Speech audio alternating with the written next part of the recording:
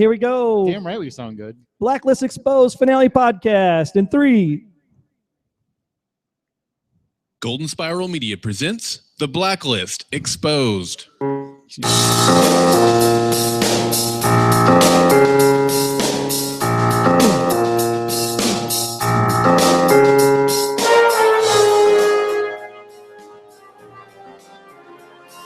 Hey, it's Troy Heinrichs, Agent Troy Heinrichs to all of you out there. Welcome to The Blacklist Exposed.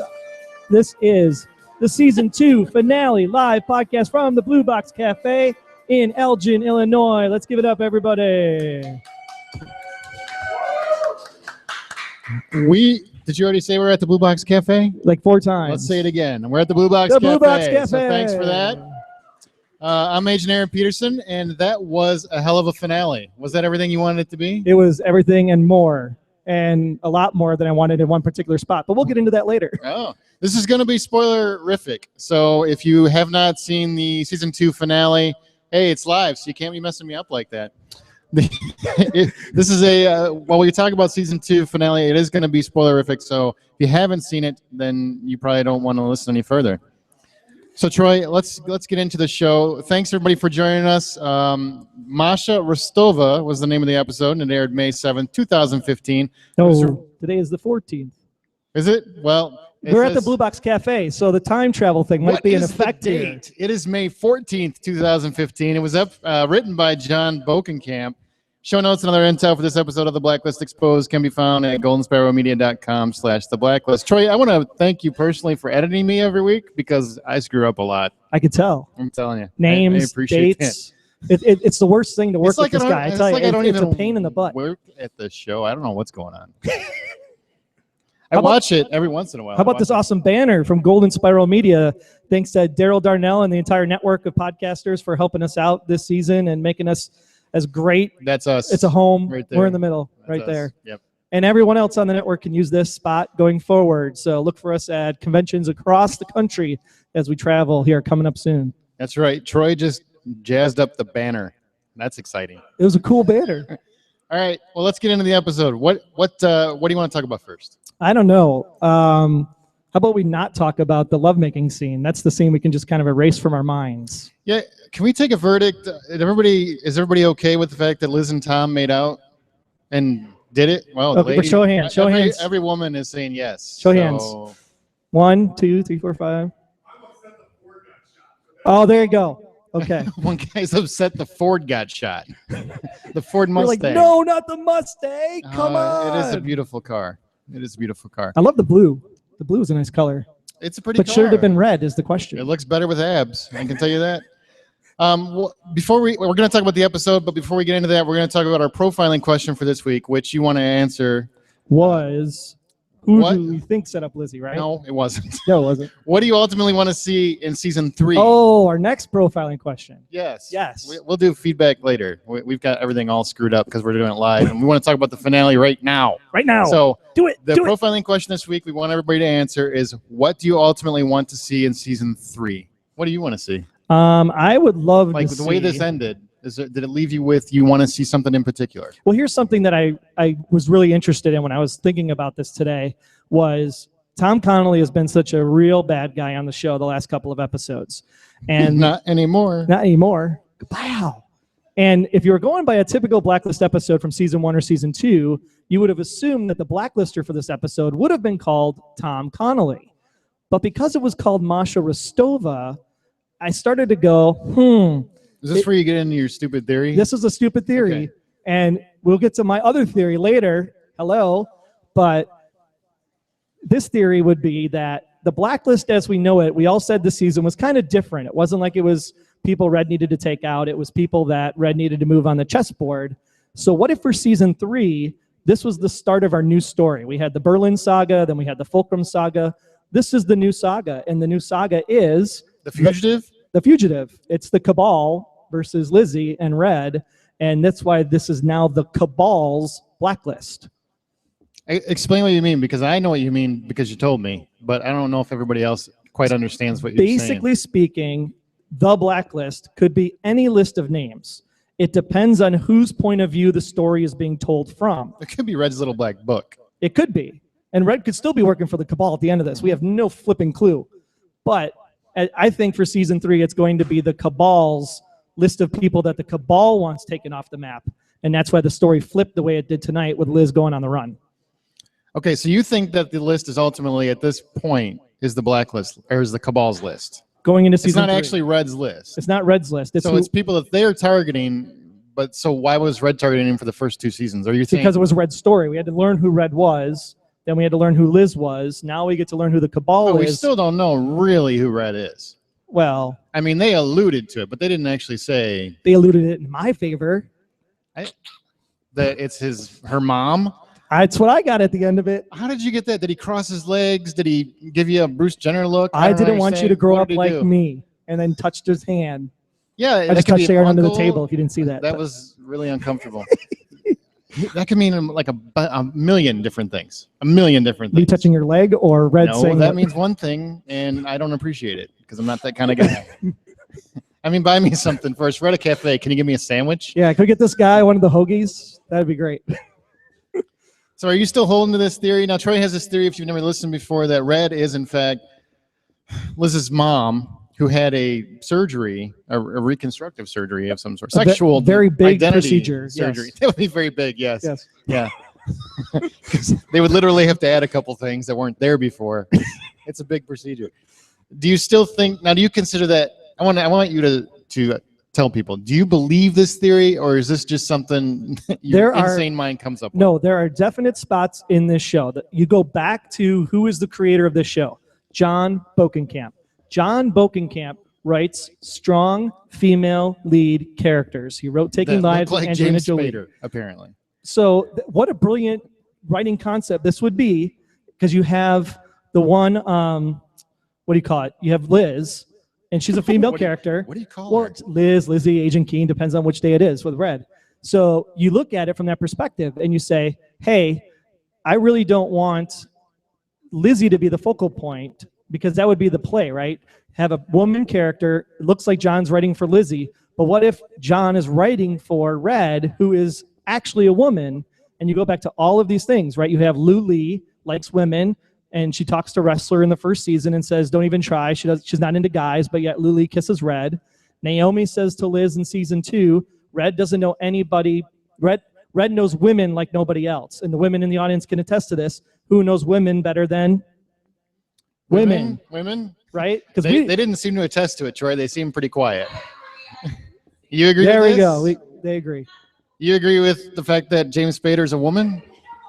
If he's listening, he might find you. Oh, women love women. So women know women. And then this whole episode tonight where it's like, I shot my dad. Okay. Men love women too. I'm just saying. Right? That's okay. Women know women. Women know women. I'm sorry. They know what they I want. misunderstood. They know their desires. They have cry Well, why don't they sessions, tell hug us? sessions. That would be great. You got to go see Pixar's Inside Out later, I It would, guess. it would make things a lot easier for life. Anyways, so the point is that at the end of this episode, to me, it says that because she shot her dad and mom was still alive, that as they're sitting on the park bench and he puts his hand on her leg and holds her hand and says, hey, I didn't want you to grow up like me. To me, that still says that my theory's in play. To me, Your theory was shot down last week in a week. So my theory's been going for 2 seasons. Which theory was mine? That Tom was the person that poisoned him. Yeah, Tom didn't poison anybody. He apparently, it was totally not him. It was some old pamphlet hippie guy. Sorry, I got that wrong. So bam, you're wrong. Really wrong. I honestly think Red has a familiar tie to her, but I don't really know exactly what that tie is. I don't believe your theory, though. It would be good writing. It would be crazy. It'd be awesome because the original awesome might be a little strong. The original impetus of this theory is that Kiefer Sutherland was supposed to play the role of Raymond Red Reddington in season 1. And he would be fantastic because he is one of the greatest actors that ever lived. Absolutely. But he did have to do Big his 24 Live Another Day show, so that's why he didn't do the Blacklist. My original theory was at the end of the series, it's a giant Scooby mask. They would have gotten away with it if it wasn't for those rotten kids and they pulled off Red's mask and it was Kiefer Sutherland underneath. That would have been awesome. But that got me thinking, well, what if he pulls off the mask and it is, Katerina Rostova, not Christina, Katerina Rostova. Okay. I guess we'll find out. I think Mom is going to be an important part. However Mom figures into this, in the third season. That's definitely what my theory is in terms of the third season. But we were all wrong because of the fact that Whoa, we whoa. didn't. I was wrong about one thing. I don't think that means I'm wrong about the entire series. Possibly. Yeah. Possibly. Yeah, not possibly. Darn Neat. it. Neat. Darn it. I'm trying not to swear because we're on YouTube. Yeah, we don't want to get banned from the YouTube. Do you want to get into this show? Let's get into the show. Okay. This week, the target was Masha. Masha. I knew you were going to go there. It's too easy. Did you not do that during the show? I'm hangry. As soon as the title comes on, that's the first thing I do. Masha. Masha. Instead of a kind of case in the background, the entire episode is focused around Liz and her escape. Are you fumbling on your phone? You can't be on your phone when we're live. I am not on the phone. I'm trying to get in touch with Rory. I got a buddy that does this Rory all the time. and all the people that are super fans in the Blacklist Exposed Facebook group.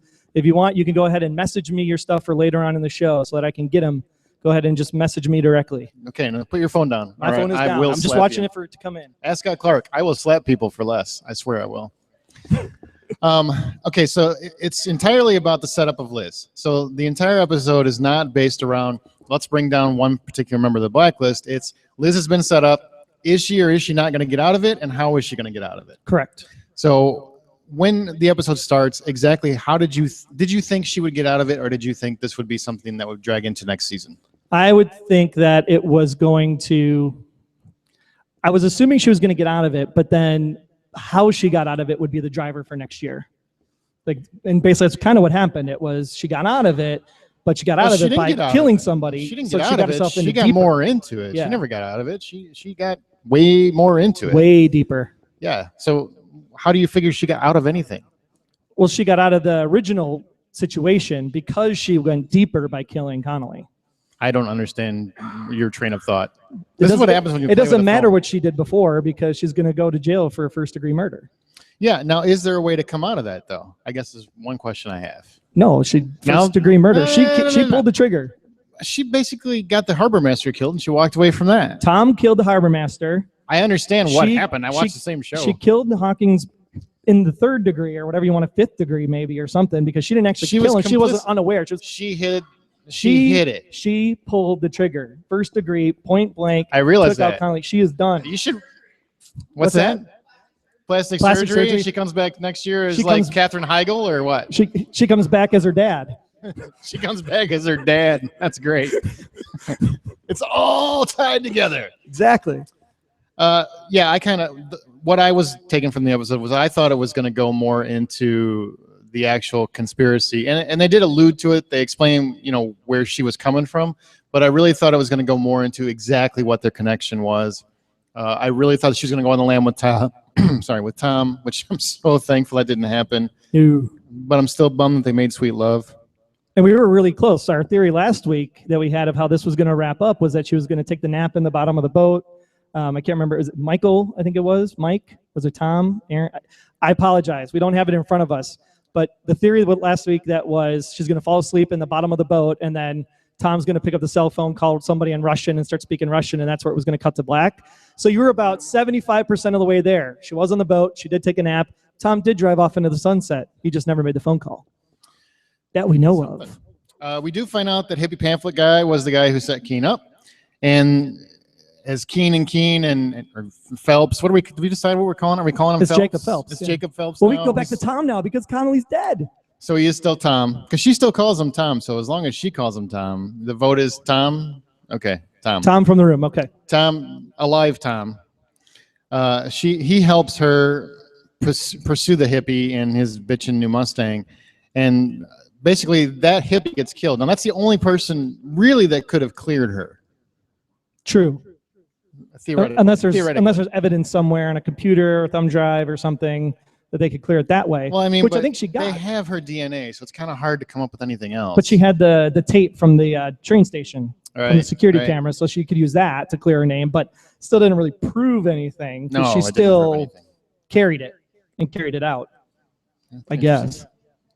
You don't sound so sure of that either. I still say that there was a second person at that handshake ceremony at the thing last They week. showed the train station in slow motion, and like he did a lot in about I'm not half a second. I'm not saying he that Liz got a didn't nose do it. spray upper, and Liz did it, okay? But I'm saying there was still a second person that was infected in case Liz didn't do it or couldn't get there because you got stuck in traffic in a Mustang. I disagree with that argument. I but- say wrestler was still infected somehow.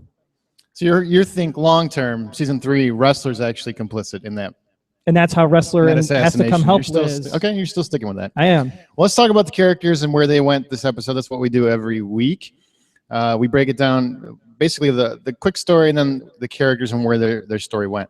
This week, Aram and Dembe didn't do a whole lot. Aram just basically did nothing. I was actually sad because when Red gets out of the car at the end and puts on his hat, and it seemed like Liz was kind of blowing cold air out of her mouth, I thought Dembe was going to the trunk for his hat.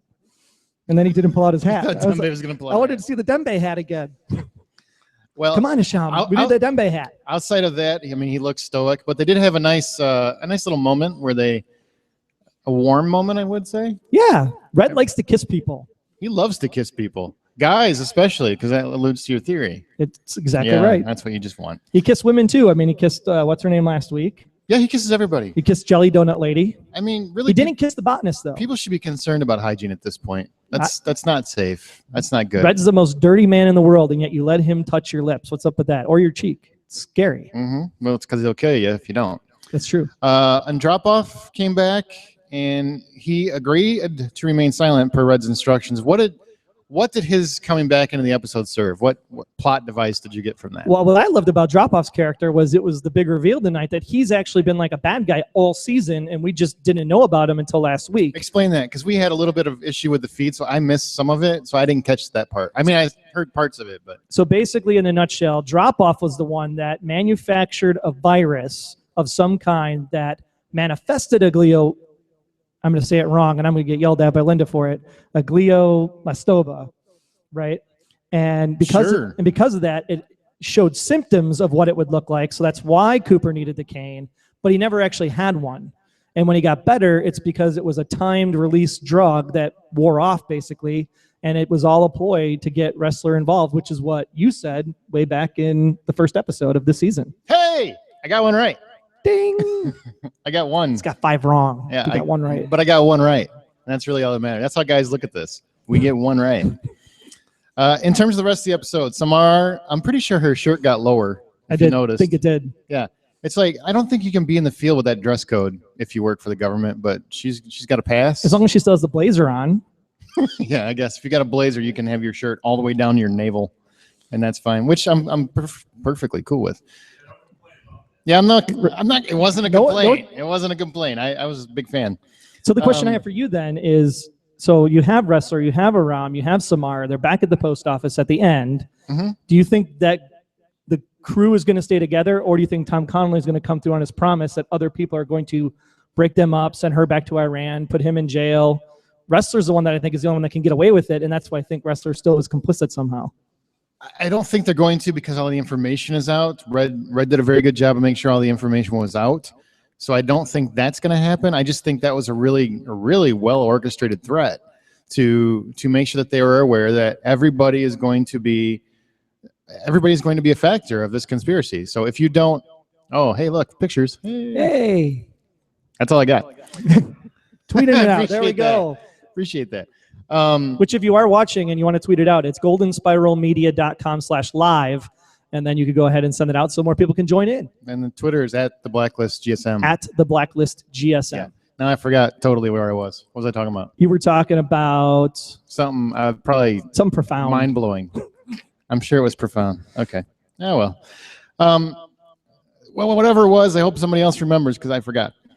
It's in your notes. Samar. We were talking about the people leaving and getting. Yes, the threats. I keep them on track. That's how Thank this you. works. Not for a You while. should see it on Saturday morning. And I see it better. feel bad for people who have never tuned in. Remember the last episode we did at the evening time frame? He's tired. Just kidding. I am tired. It's been a long day. God, you're so mean.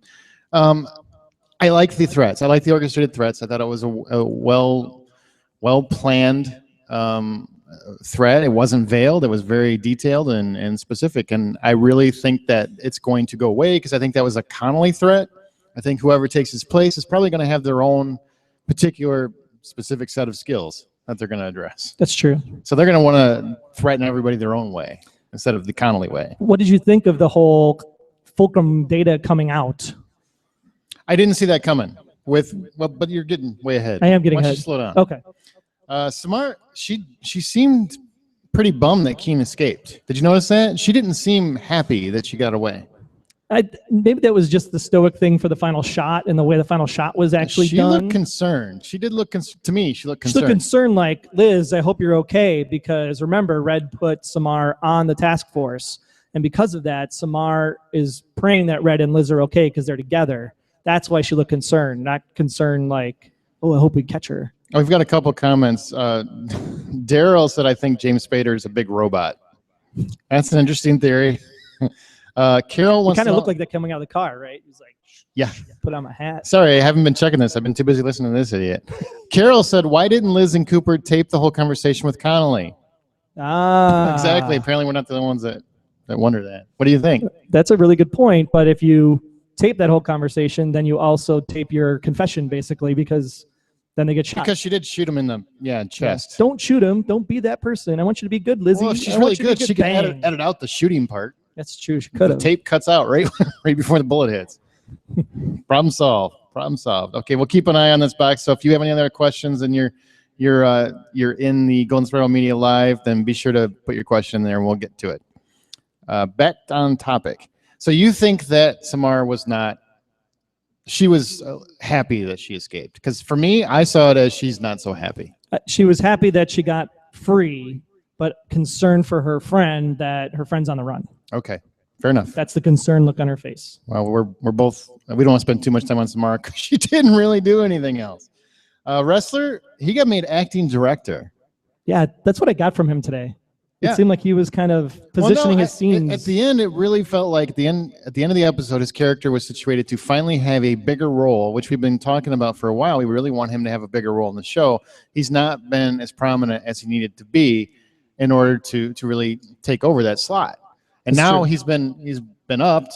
Cooper's kind of, he's off on his own rebel phase. And so now you actually have Wrestler in a position where he can affect the story a lot more than he could before. Okay, I can see where you're going with that, but remember, Harold was at the task force at the end as well. So Harold's still in his position of power, I think, because he didn't pull the trigger, and he could say, "Oh, I would try to stop her. Don't kick me off the team, Cabal. I'm okay." So he's still in power, but Wrestler will be the number 2 to Harold in season 3. You think so? I think so. I think Wrestler's going to stay in charge because he did a lot of shady stuff near the end, and Wrestler stayed good guy. So you're going to say the He stayed Cabal, by the book. the Cabal is going to put Wrestler in at number 1 and have Harold work for Rhett. Oh my No, gosh, I can't talk tonight. It is I right. didn't say anything about the Cabal. I'm saying that Wrestler's still going to be in charge. Cooper's going to be off on his own. I think he's going to do more. He's going to be more of a rogue agent. In season 3. Yes, I think Even that though would he be a was back great at- twist. Even though he was back at the post office. Yes, but he wasn't acting director again, was he? I don't know. By the close they of the didn't- end, I don't think so. He was just there with everybody else. Yeah, Didn't really Harold- say who was who. Rory said Harold gave up his credentials at the end.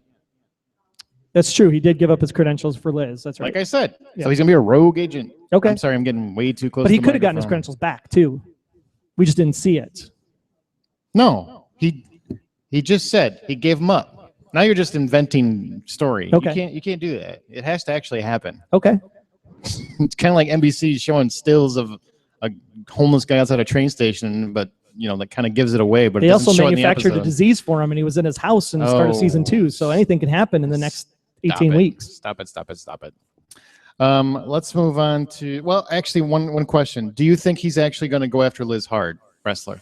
Or because at this point he sees her as someone, maybe it's not the partner he thought she was. And from his perspective. So this is the part of the show we always go to this answer could go either way, because Wrestler could be the loyal wrestler. We said that he's always been a by the book guy from the beginning, but it could also be played that way because of the fact that it's the show. So he might be playing by the book in order to help Liz misdirect somewhere else. How could he, at this point, given his situation where he's at, he's an active director, and I assume he'd be made just full-time director instead of an interim Potentially. director. Yeah.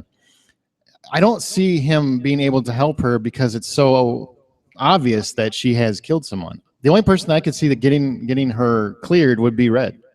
Right, but this Wrestler could use the power at the post office with Samar, because Samar is tied to Red, and filter information that way. Because as long as the information's filtering, it still looks like Wrestler's clear. Because they could just say, "Oh, it's another mole," and blame Aram or somebody. I don't know. I think he's going to go after her because in his mind, Connolly's death is really on his hand. Well, I mean, it's really everybody his hands are dirty too. That is true. Because he let her go. So the fact that Connolly ended up dead, I think he's going to take that personal, that I trusted you, and you went and you shot the really smiley guy. Cool. Who I liked a lot. So I'm really bummed that he's no longer in the show, I assume, unless he was wearing a vest because suddenly it's NYPD Blue or something. We'll see. I'm pretty sure he's out of the show. Cooper, wow, he got a real story arc this year. Yes, or this episode, I mean. I mean, the fight scene I thought was fantastic. I mean, we were looking for Cooper to stand up and be kind of that aggressor all season. We wanted him to have a bigger part this season from last year. And man, that fight scene at the end was well worth the 22 episode wait. Yeah, I just got to tell you, I called it. He's not sick. We called it. We called it. I don't know if you did, but you jumped on board. Yeah. We did call that a long time ago that he never was actually sick. So, woo! Peace. Keeping score. Oh, 2. I got 2. I got 12 wrong, but I got 2 right. And that's really all I care about. Throughout this episode, he's threatened pretty heavily, including Charlene again. Right. I told you just don't mess with the man's wife. He would rather die than set up an agent, so he's put on administrative leave. I really like that he finally stood up for what was right, because the last couple episodes have really been bumming me out with how far he was willing to bend. It's true. For me, it almost felt like it was getting really close to betraying the character that I had seen established the first year and a half, and they got back on track. He does help Keen escape, so Connolly's blood is on his hands too. And I do think that he is going to bear a lot of that responsibility because he was there when it happened. I mean, he could have, dove in front of the bullet or something if he was a real hero, but because at this point, I really like Connolly. So I really didn't want him to go. I know. That was the most... I was like, Wrestler, there's some drugs right in front of that bullet. Coolest part of the episode. But the problem is that even though it was the coolest part of the episode, now we lose our coolest bad guy. And then there's Mr. Strathan still sitting there as the director. And I wonder I keep looking at the TV in the upper right-hand corner because that's where I watched the show tonight. And I'm like envisioning the show still playing up there on the thing. It's not playing anymore. It's like the instant replay of a sports game or something. But yeah. But it's still not playing. It's not. I mean, we can keep looking at it and nope, nothing there. The director, I think, is interesting. I'd love to see what they can do with his character more next season. David Strahan was in the episode for like 3 seconds. Yep. I mean, he's a well-respected actor. I mean, that's his job. He get paid, I don't know how much, just to be like, hey, I'm going to read a paper. All right, guys. See ya. He read a paper. This is like the 3rd time now, because remember, the first time we saw him, you had Luther Braxton hanging up hogtied behind him in his office. The next time we see him in his office, he's holding a tongue in a box. That is like the best job ever. That's all he does. He's like just opens up stuff from Red and goes, oh, crap. That is his job. Oh, crap. Okay, we got some comments from people that are watching live. You ready? Sure. Carol says they don't have to shoot him if they have evidence of their setting her up on tape. Read that again. They don't have to shoot him if they have evidence of their setting her up on tape. So they didn't need to shoot Connolly, but they had to shoot Connolly, I guess, is what you're saying. I'm kind of confused. I don't know why you would have to shoot Connolly. She shot Connolly because she was pissed off. 1st-degree murder. She shot him cold-blooded. Should we say manslaughter? I mean, really, there's some negotiation here. I think we can make a deal. Plea deal? I think we can make a deal. I'm sure Red's got a lawyer in the network. Carol, if you're still there, then please retype that because I'm having a hard time understanding. We're stupid and tired. So like, why shoot him because you have the evidence? I agree with that statement. She shot him because she was pissed off. Hell hath no fury than Roy a said scorned. Rustler was the case agent on Red when the show started. Why wouldn't he lead the task force against Red? That makes perfect sense. I agree with that. With an oxy addiction. Apparently, everybody knows about that too. I don't know if it's still the one storyline from season 2, and we'll talk about that. So we're going to have a great fan feedback episode next week. So get your theories in. But that's one of the plot threads for the season that I thought they kind of went away from too quickly, was the whole addiction thing for Wrestler, which would have, I thought, played in really well nicely with this episode tonight. Yeah, and don't forget, like Rory said, don't forget Lizzie's checkered past in the Madeline Pratt episode. It's true too. Mm-hmm. No. Lots of places. the show can Teresa go. says, okay, I've decided Diego, who plays wrestler, has got to be Bokengan's brother-in-law or some kind of family member in real life because he's got a permanent job. Well, Does that mean you want him gone or what? Well, no, because he signed a contract for 6 years. Oh, I didn't know that. Yeah, so he signed a contract for 6. So wrestler's going to be on for 6 years. So Is James Spader and Boone? I didn't see any of their contracts, but They I know locked him down before everybody else? wrestler was locked in for 6 years, and that's because they want to sell more alcohol on advertisements for the drinking game. That's funny. Oh, that's funny. Okay, let's go to Tom Connolly. Poor Connolly. He bit it. He is well aware of this setup, and he goes into detail of how well aware he is. Liz was handpicked for this setup. Who do you think picked her? The director? Or is there someone, because you have this theory that there's someone much higher that we're going to meet next season. Is that who you think it is? Right, either the president theory or some other person. I'm still going with the higher up theory. I don't think the director is just a pawn. Kind of like Connolly said, it's like I'm a small pawn in something bigger. So if you take me out, someone else is going to replace me. And because of that, that's exactly what's going to happen. Someone's going to replace even the director, because the director is a director until they're no longer the director.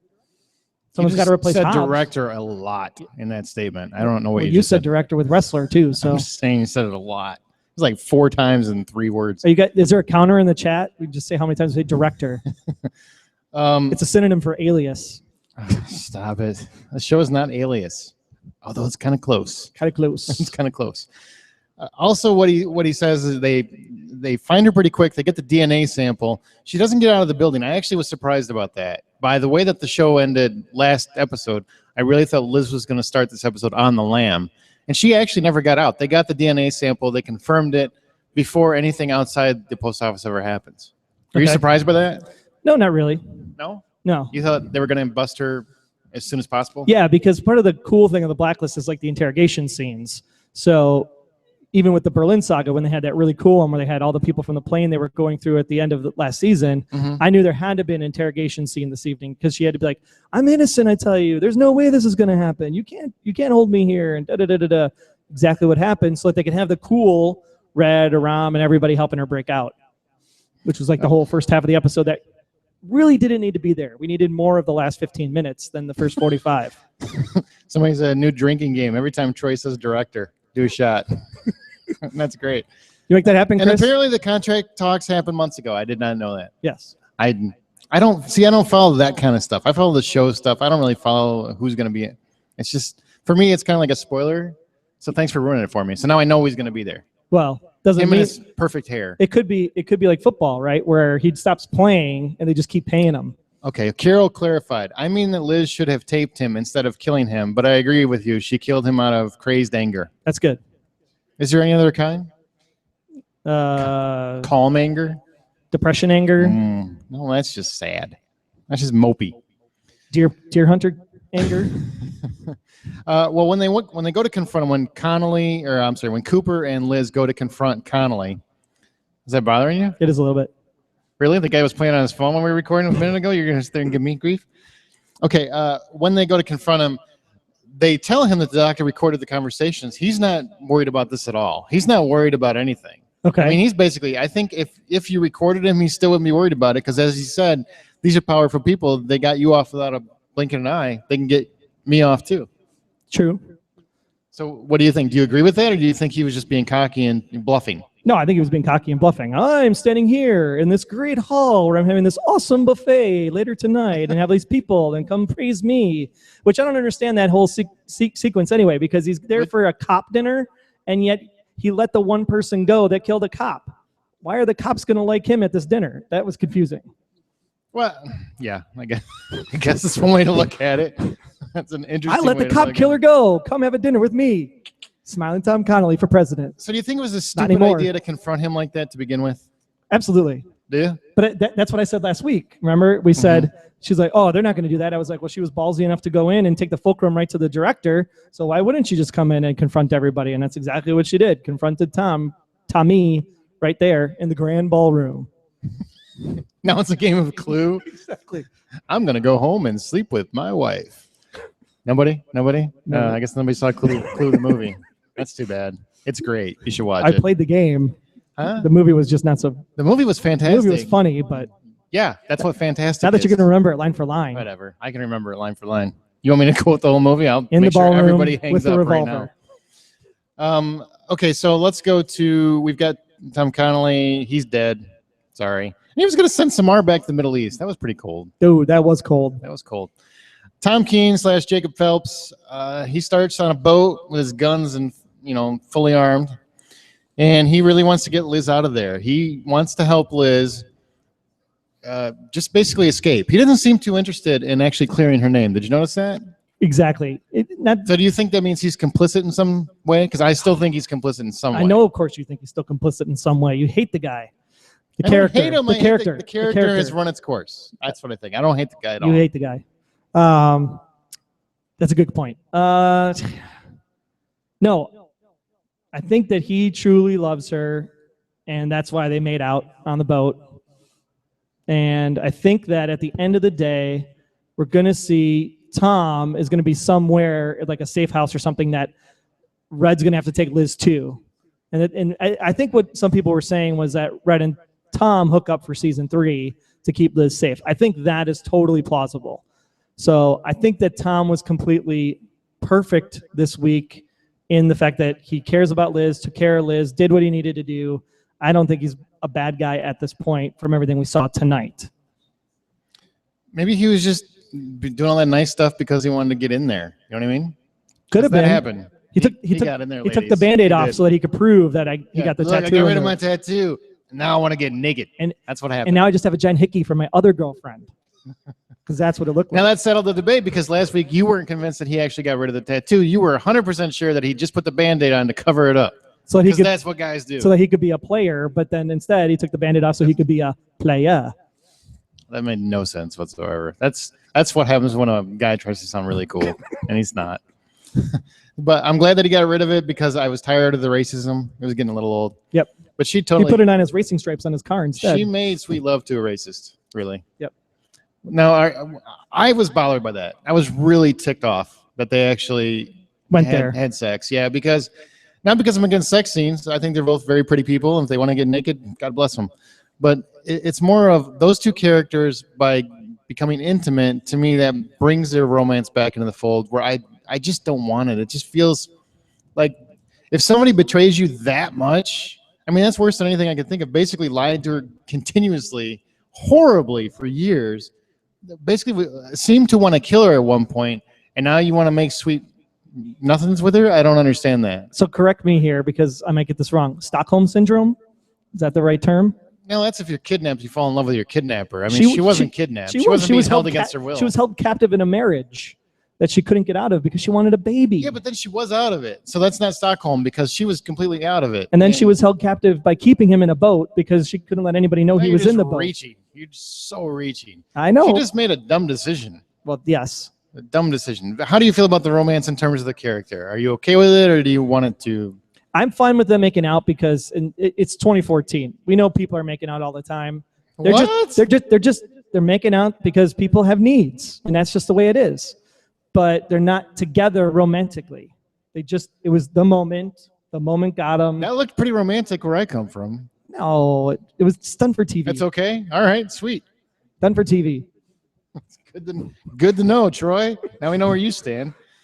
I don't think they're together in a loving relationship. They just did it for the fact that they were both there, needed something to do because the boat wasn't moving yet. Troy is one of those moving people afterwards, we call but a not swinger. Just so you know, he's a swinger. You saw me put my hand on Aaron's knee earlier. If you do that again, I swear I'm probably going to make out with you. Liz or Masha Rostova. Do you want to call her Liz or Masha? Liz. Okay, she is now officially. Just so I don't have to hear you say Masha, Masha, Masha. They say at the beginning that she is the enemy to the Cabal. Yes. Is she in fact an enemy because of Red, or do you think she's an enemy because of her mom, or both, or none? So, or is there something more to her that we don't know yet? Okay, focus now. That's a really good question. Okay, if the Justice Department, who we think is the Cabal, calling the guy saying, "What about the daughter? What about the daughter? What about the daughter?" That tells me that they considered her an enemy from the beginning because she shot one of their agents or one of their members. Her dad used to be a Cabal member, and so she's always been an enemy of the cabal, and that's why Red had to protect her. See, that's kind of what I think. I think that she has always been a member, or she has always been one that was wanted by the cabal. Okay. They just couldn't find her. I think the Red placed her to get her out of the way, and now they've firmly established who she is. They know who her mother is. They know her connection. I think that's part of why Red had to come out. So are we saying that if we go back, That's my theory, but I'm usually wrong, so don't put too much stock in anything I say. 2 for 12, Yeah. 1 for 6? How's that for math on a podcast? Yeah. So thank you. So I think that if we look at it from the timeline perspective now about Red putting Tom into Liz's life and then Tom backing out because of the Berlin thing and then falling in love with her, I think that the reason why Red came out of hiding wasn't necessarily to protect Liz from Berlin. It was because if Berlin got to Liz, then Liz would have been exposed to the cabal. Okay. Hence why we named the show What We Did, the Blacklist Exposed. The Blacklist Exposed? Is that why we named it that? Exactly. I thought it was because you just told me that's what we're going to call it. That's exactly why I called it that. Okay. I see into the future through the TARDIS in the back of the room. Okay. The flash drive. Where'd the flash drive come from? Because that was one of the cutout moments. I did not see that. The flash drive came from Drop-Off's apartment. Okay. So now did he put it in her pocket or she took it? She took it. She took it? She took Okay. it. Thank you. Thank you. Apparently, Your wife pays attention. hey, she's right there. She's on the ball. And thankfully, now she knows the rules of what you can do in marriages. Exactly. Sweet. Win on my part. If you're in a marriage, you need to respect your marriage. I didn't say that. I said I'm pretty sure you aren't just in a said marriage. swinging is appreciated. I said And that if you're approved. not in a marriage like Liz and Tom were not, they do what they have to do. I am secretly a spy. That clears me from everything I want to do now. Yay! When Liz pulls the gun on Connolly, there's that moment where anybody that's ever watched a TV show, all of us have watched TV shows, where you have Cooper talking her down, right? Right. So for me, I'm like, great, we get another one of these because we never. And everybody that's ever seen one of these in a TV show, all you ever say is, "God, just shoot him, just shoot him." They never shoot him, right? They never shoot him. You wanted Cooper to shoot him? Oh, that would have been fantastic. I was never sick. Bam. Well, see, I was waiting for Tom or Red or somebody to come in from the back door and shoot over her. All Make those it- Tylenol I took for nothing. All that tussin I rubbed in it.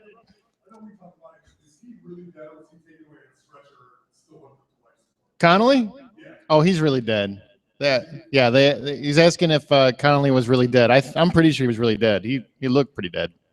Anybody think he's still alive? You think he's alive? I thought he was alive because I thought they had him on a resuscitator. Or it wasn't like the car was empty with a bag. They had it hooked up. Okay. That's just me. I don't know. So. Someone in our audience thinks that he's still alive and hooked up to a resuscitator. If that's true, then that would clear Liz, or that would get her out of murder charges. Yeah, then it'd just be like premeditated third-degree assault or something. Oh, it'd be you shot this guy in the chest. Right. Whatever that charge is. Assault, Yeah. battery. Yeah. You shot that guy. It's actually a charge. It's actually a legal standard. So wow. So where were we at? Connolly.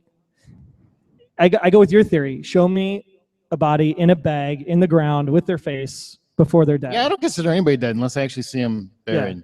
But anyway, back to what I'm saying. That was a moment that I thought was probably my favorite moment of the season because I get so tired of that trope. I really hate that trope. That's one of my least favorite tropes in television or movies or anything else is when a character that you just know is never going to shoot somebody pulls a gun on somebody and somebody always talks them down. I hate that. I hate it as a fan. So the fact that she actually shot somebody, I almost wanted to jump up and scream because I love that. I think it was a great twist. I wasn't expecting it because nobody expects it because they never shoot them. Well, I saw a trope like that this season on a different show, and I actually liked the trope in that show in that context. I never liked that. Never. I'd have to see it. You have to see it. Maybe there would be an exception, but I've never liked it. And we're protecting the people that have not seen that show because it was this I don't even know what show you're talking finale. So I think it was great that she pulled the trigger. I think it sets up something very interesting that we don't even know what's going to happen next because it depends on who's really coming after her. You know, is it the cabal or is it the United States government? Is she I'm pretty a sure Russian? it's both now. Yeah, it's both now. Because we talked about if you commit an act of crime on U.S. soil and she's of Russian descent, did she basically just declare war on the U.S.? Yes, pretty much. I would say to a degree, and on the cabal as well. Yeah. Well, everybody's got down to the cabal now. I can't believe that's the one thing. I can't believe they published the article so quickly. Like, kudos to that person that published that article, they work because fast. they're dead next episode. Yeah, they're gonna die over the summer. Poor writer. That newspaper's shutting down. Well, one thing that happened because she shot Connolly, that triggered a flashback, and she remembered what happened. She remembered the night of the fire, and what she said was, and I wrote it down so I didn't forget or get anything wrong. She remembered that she killed someone, her mother or father. She said her father at one point. She did say her father. Yeah, because the tall guy was pushing the short lady. You saw the long hair. The short lady, kind of shorter lady, moves away, and then he goes, oh, and then bang, and then he falls down. Anyway, what she said, I could hear them arguing. He was hurting her. He was hurting her. He was hurting her. So her mom, we assume. Correct. We assume. And I know why my my father died that night. I shot him. That's why you blocked my memory, not to protect yourself, but to protect me. You are my savior. Do you agree that Red is her savior? Absolutely. Who would want to protect somebody more than a parent? We get it. The mom theory. We got it. But do you think Red is legitimately her savior? Absolutely. From the burn scars at the end of season 1. For most of this season, you've said that there's no way Red does anything selfless because he's a selfish son of a... You can still do something selfless, but still have it be selfish. He could save Liz because he wants to save Liz, but he's still saving Liz because he wants to get something from her. But you also, not too long ago, said you thought he was going to save Liz simply for the fact that he needed the fulcrum. Well, he got the fulcrum and he stuck with her. So are you willing to say that maybe that theory wasn't completely accurate? Yes. Okay. So, boom, you lost one. Fine. Can't get them all, can you? I got the big one that matters, and mine's still going strong after 2 seasons. The mom thing? The mom thing. That isn't, I wouldn't say going strong because you can't That disprove was a clear point. Unless I put it at the TV again. It was a doctor's note. I don't think I can prove it. I don't think it could prove it. Or disprove it. But it's still a plausible theory. I think Red's an alien and a robot. There you go. I'm going with that theory. It's your crackpot theory. theory. Can't prove me wrong. Can't prove me wrong. You have no supporting evidence in the show, though. Some notes here. Agent Rory said he was in a body bag and wheeled out. Yes. And also, but if she was born in Russia, how did the FBI not find out when they ran background and fingerprints? And they never explained the burns on Red's back. That is frustrating. Yeah, that is kind of frustrating, actually. Yeah. That makes one assume that he was in the fire, which doesn't disprove your stupid theory. So Red was there, assumingly he was there. Yes. He or she was there. It could prove my theory wrong. But if it was a she, why would he get plastic surgery and leave the burns? Just to remember that night. One of those things. That's a bad trope. I agree with you there. Okay. So yes, maybe Red was there and Red helped Katerina get Liz out of there. I'm still going with uncle or something along those lines. That's my personal theory. Familiar tie, but... What about a comrade? What's that? Red was the mom's lover. Oh, maybe that's why he was hurting her. Oh, look at that. It's possible. That would work. It's one of the names I knew her as. It's a lot more possible than I went and had surgery and had parts added. And kept the burns. Unless the burns came... What's that?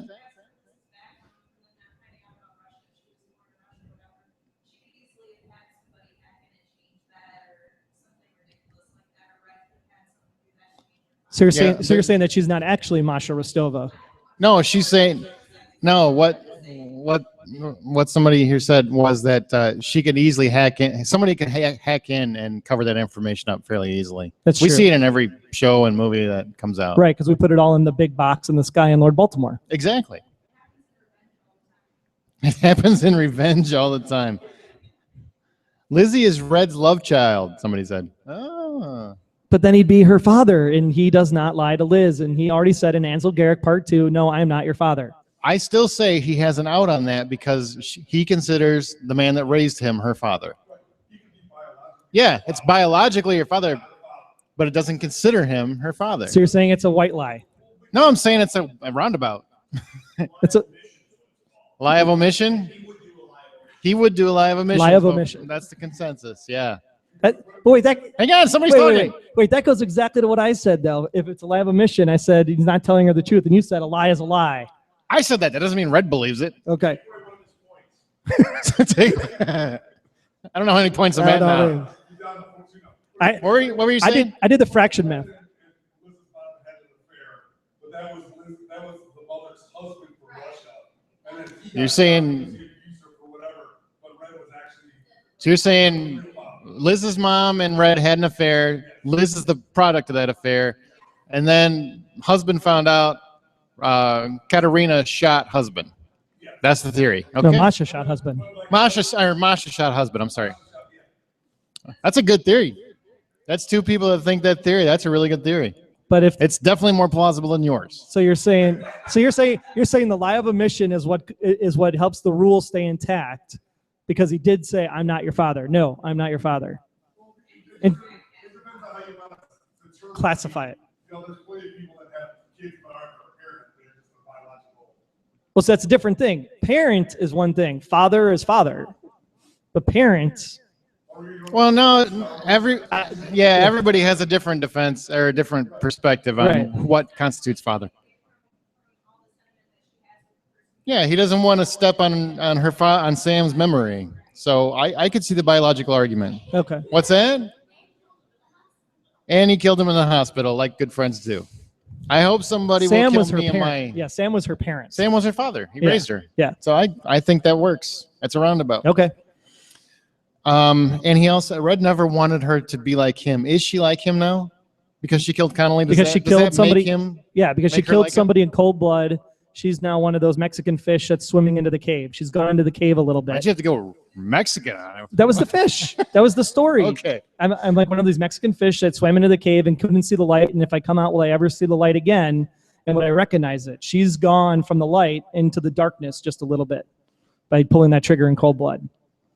Okay. Rory wants to add, Red was there the night of the fire, as he said in Luther Braxton, and he didn't raise Lizzie, so he's not her father, so it's not a lie. Suck it! That's right. The internet said it. Bam. Is it on Wikipedia yet? Because I know to be really true. It will be by the end of this episode, because I'm going to put it there. Oh. No, but we'll look at that. Hey, can you put your phone down? We're still doing a live podcast. I can hear you. I'm good. Yeah. Okay, Red. Let's go to Red. Red knows a guy. He always knows a guy. Yes. Like he knows a lot of guys. Lots of guys. Yeah. And girls. And girls. The botanist. And botanist, yeah. With missiles. He says throughout the episode, or at one point in the episode, which a lot of people have jumped on, that he's a sin eater. And a sin eater is someone who basically absorbs other people's sins so that they can come out clean. What do you think of that? I mean, him, a self-described sin eater, by the way. Yeah, I don't like that concept. That concept bothers me, I guess. Because why? You don't take on stuff to yourself to come out looking good at the end of the day, unless there's. It's weird to me. I didn't like the concept for Red. Red's not that kind of character to me. Like I look at Red as being very calculating and manipulative, but it's not to take on other people's issues. Okay. Do I have that right? Yeah. Or maybe she said, "You are my sin eater" instead of savior. That's what somebody's saying. No, Chris said he said sin eater. Right, but I said at one. Well, Carol was saying that Lizzie, you are my sin eater to Red, not savior. So if I heard that wrong, my apologies, Carol. Get off my back! Why are you attacking me? Sorry. You can't just take points away because I get something wrong every now and again. It's live. The weatherman's doing better than you now. We'll have a little bit more calculated episode next week. Next week. Okay. Well, Red, he gives this little speech to investigative journalists. This is the part you wanted to talk about. Put your phone down. I'm getting the questions ready. So, while he's doing this is the one part of the episode I really never thought was going to happen, and he releases all the information to the journalists, and he tells them basically, "You're the most respected in the world," and I assume he gathered them there. Yeah, absolutely. And he releases the information to him. Was that a good play, or was that his only play? That was his only play. I said, I need people that know this information that can keep, it's kind of like the cabal. So if the cabal is this group of people that can literally keep changing members and replacing people if people end up falling apart, then he needs that same kind of a network. He needs people that can have the information and keep the information flowing throughout the interwebs, newspapers, TV, what have you, that if people start getting taken out by the cabal, someone else is always going to have the information to be one step ahead. And we did learn exactly what the cabal was. And I think it's always been alluded to, but there's a very detailed description. It's a shadow organization. They have ties with food, money, fuel, commodities, information. I mean, their world. They basically run the show. They run the show. Yeah, they run it. And I just thought that was a great little twist that I did not see coming. Agreed. I was very surprised by that one. That was probably my favorite surprise. Not the shooting Connolly or the touchy moment on the bench, but that moment. That was really my biggest surprise. I know we got to wrap it up pretty soon, but the closing shot. You get your biggest surprise, and I don't. What was your biggest surprise? My biggest surprise was that she pulled the trigger. That was pretty close. Yeah, I did not see that coming either. And the fact that it unlocked the memory at that moment, I thought that was a really cool way for the memory to be unlocked. Because we've been wondering exactly, because the memory is going to come flooding back, but we didn't know how it was going to be introduced. Right. And too often it's like somebody bumps into a freaking pole and they're like, oh, it all came back to me. So I was glad that something actually triggered it. That's how she gets out of it. It's the insanity plea. I don't think that's going to work. I didn't shoot him. Me as myself shot him because I was thinking of my former little child self, and my child self shot somebody. My former daughter of a Russian spy. And that makes her crazy, and then she gets the insanity plea, and then they break her out of an asylum. Okay. That's never going to work. No. But it's a good plan. But what did you think about the closing shot? And I mean, there's a great little montage where Rocket Man plays, which I thought was a great choice. Totally. Great song. But they have the closing shot where first it starts with them on a bench, and they have a touchy moment. Yep. Which I thought was beautiful, and we kind of talked about that already. And then Liz and Red, the final shot of the season is that they're both on wanted posters right next to each other. What do you think? Did she deserve to go that quick to the top of the list?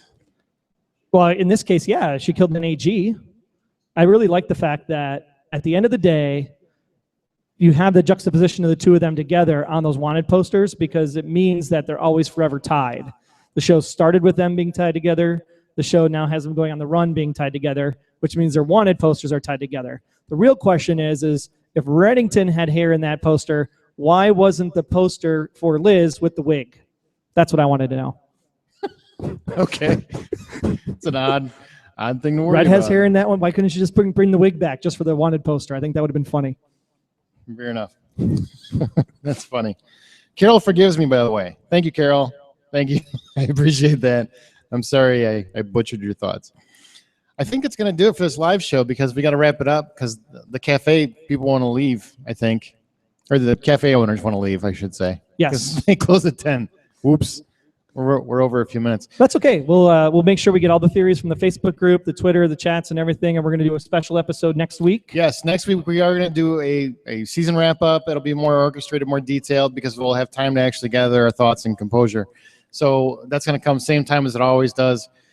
Be sure to get your thoughts in. How do they find us? You can find us by going to goldenspiralmedia.com/the blacklist. You can go ahead and call us at the phone number there on the left-hand side. You can use the send voicemail button right there on the left-hand side, or just go ahead and give us an email at the feedback, which is also there on the webpage. Now, Special Agent Intel, is that updated or is that not updated? That is not updated. We're going to do Troy's going to add that later. We're going to do all the Special Agent Intel in the finale episode next week.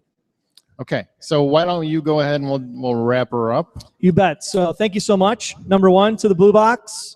Thanks a lot for everybody for coming out. Thanks to Blue Box Cafe. Woo! Thanks, appreciate it. Thanks to all of you watching. Thanks to all of you guys watching live on the interwebs. This is an experiment for us. Thank you so much for joining us. And last but not least, we just want to say thank you so much for a great season of The Blacklist. John Bokenkamp, Megan Boone, Red Reddington, James Spader, everybody. He's not a real person. I know. Is he? He's awesome. He might be. I like Red. Thanks to everybody on the cast and crew. Great stuff for season 2. Season 3 is going to be even better. Again, we'll be back next week. Season 3 is going to be better.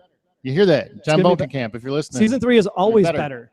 Lost, it was better. Alias, it was better. Fringe, it was better. I said all of them in one show. There you go. God. I just hate you. I just hate you.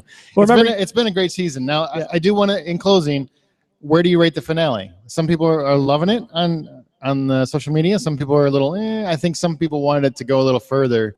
How do you feel in terms of a wrap? If I rate the episode by itself, I give it a 7 because it was 45 minutes of thank you, I already knew that, and 15 minutes of holy crap, I just needed to go to the bathroom like 5 times. As the series, I still have to go to the bathroom. I know, as the season finale, Right. I think everything tied up really nicely. So I would give this season an 8 because I gave last season a 9.5. Ooh, and somebody said we got an alias in finally. Yes. And Teresa really enjoyed. Hey, thanks, Teresa. Appreciate that. You give it an 8? I give the season an 8 compared to season 1. And the finale? The finale, as a standalone episode, I gave a 7. Okay. I would probably be right on there with the season. I am glad that it came back around. I got a little frustrated with Everything. some viewers actually because they were really hating on Liz a lot, and I didn't think it was all warranted because I think you need to see the season play out. There were a few lulls, but I think anytime you have a series like this that goes 22 episodes, you are always going to have those. So for me, as somebody that's watched probably more television than I care to admit, I am more forgiving in terms of that because I realize that you got to take it as a whole, and as a whole, I thought it was a very good season. Yeah. I enjoyed it more as a serialized story this season than I did last. And I felt like last had a lot more standalone stuff, and this one was a lot more connected. I think it was brilliant actually though, because you set up a lot of serialized stuff last season by having those standalone episodes. So you got people that were interested in standalone episodes into the show, and then they stick around for season 2, and then you get the more genre form serialized television. So so far the showrunners have done excellent work with this particular product, and I hope they continue for a long time because it's been absolutely fantastic. And they have good stuff coming up with The Player. Is the new NBC show that's going to be on after Wesley the Blacklist. Snipes. Wesley Snipes. Always been on Black. Yep, from the same guys that make the Blacklist. So that'll be on right after the Blacklist on Thursday nights in the fall. Oh, God. Now I got to watch Passenger 57 again. I know. Again. I know. Again. Where can they find you, Troy, over the summer? And we are going to, like I said, we're going to have another episode next week for the season. So. Remember, at the Blacklist GSM on Twitter, Instagram, Tumblr, Clamor. We've got some great clamors actually from all of you guys out there. So we're actually going to play the clamors He's obsessed with this clamor on next week's episode. Obsessed. Some really good stuff so far. So we're going to play all those clamors next week. And you can also make sure you come to the Facebook group. Yeah, for sure. Okay. It's a lot. We got to vote on them because we have to have our super secret special agent that we said we were going to do. I can't talk anymore. I don't know what he's Anyways, talking about. He Face- just does stuff and he tells me later. the Blacklist Exposed Facebook group. Check us out there. But for us, you can catch me at Troy Heinritz on Twitter. That's Heinz Ketchup, Ritz Crackers, no Z in the middle. And then make sure that you also take a look at underthedomeradio.com later this summer, where I'll be hanging out trapped in Chester's Mill. And you can find me every single week talking about movies and TV on The Hollywood Outsider. Hey, Troy did this. That was very nice. Very nice. That's available at That's available at thehollywoodoutsiders.com. That's every single week. We talk about movies and TV, and we have fun doing it. You can also find us on Twitter at H_outsider. And not at Kaz_Peters. Well, you can go. I've got a personal Twitter, Kaz_Peters, but I'm never there. And he likes underscores. I really like underscores. I don't know why. And because I'm cool, I'm going to say it this week. So be sure to subscribe. I'm sorry, I can't even do it because Rand always does it, right? Mm-hmm. Be sure to send in your feedback, stay subscribed, but most importantly, keep yourself off of the Blacklist. Hey. Thanks, everybody. Bye-bye. You want to end it, or we're walking around pulling our pants This is the after show. I'm not wearing any pants. Not at all. Is it still recording? Sure, it's still recording. No. Crap. Mom, I'm really not wearing pants. So that's the running joke, because we do this usually at like 7:30 in the morning on Saturday. And then I literally am not wearing pants. Oh, okay, stop. Bye, everybody. Thank you so much. Megan Boone, John Bokenkamp, great job. Thanks so much for tweeting it James out, guys. Spader's not going to watch this. No. He's busy Thanks. going after Avengers still or something. Right. Killer robots.